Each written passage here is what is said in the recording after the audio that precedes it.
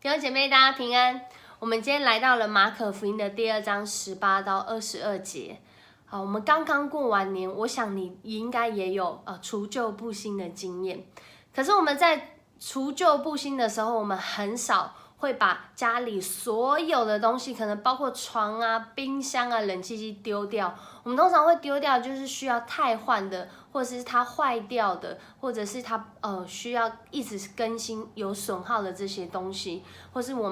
们要买新的时候，我们通常都会买需要用的，不会看到每一个新的通通都买进来。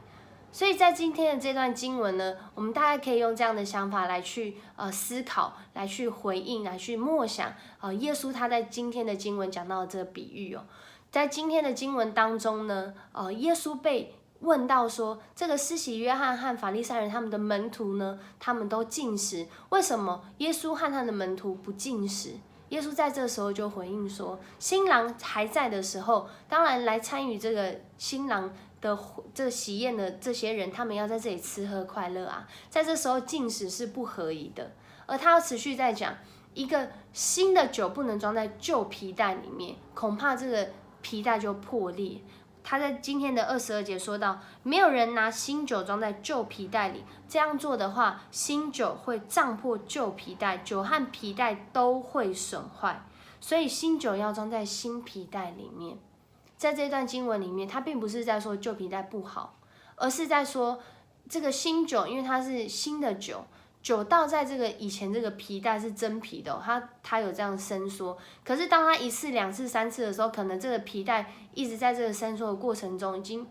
弹性疲乏了，所以在倒入新酒的时候，可能会导致这个皮带破裂，就变得酒也喝不到，皮带装这个皮带也破了。所以在这里面呢，其实耶稣要表达禁食这样美好的传统，它有合宜的时间要这样去做。而我们每一个人其实都要在信仰里面常常心意更新而变化。除旧布新是把不需要的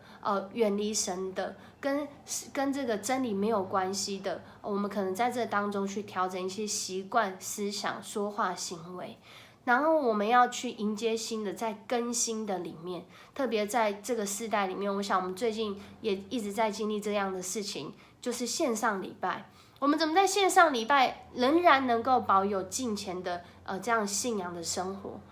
我们透过这个网络上的资源，有这个会前的线上会前的说明书来帮助大家。我不知道大家有没有阅读？可能我们接下来恢复实体礼拜，我们在这当中就是比较不会有这样的感受。可是这就是一个挑战。我们怎么在各样的环境当中去更新我们的思想，去更新我们的做法，好让我们持续能够维持这样美好的传统，就是我们仍然参与在礼拜，我们仍然有小组，我们仍然有这样的服事，我们仍然有这样的奉献，献上身心灵，献上我们全人全心来到神的面前。求神帮助我们在新的一天，我们能够在传统中更新，我们也在更新中保有一些美好的，而且持守在真理的道路，因为这是一生之久。愿上帝赐福大家，我们一起来祷告。爱我们的主，我们向你献上感谢，谢谢你帮助我们，让我们透过这段经文持续的透过这个经文，让我们自己就先来除旧布新，好让我们的生命在旧的里面能够继续的更新，在新的里面也保有那美好的你所留下来的真理在我们的生命当中。我们这样祷告是奉主耶稣的名求，阿们。愿上帝赐福你在新的一天能够持续在主的里面心意更新而变化。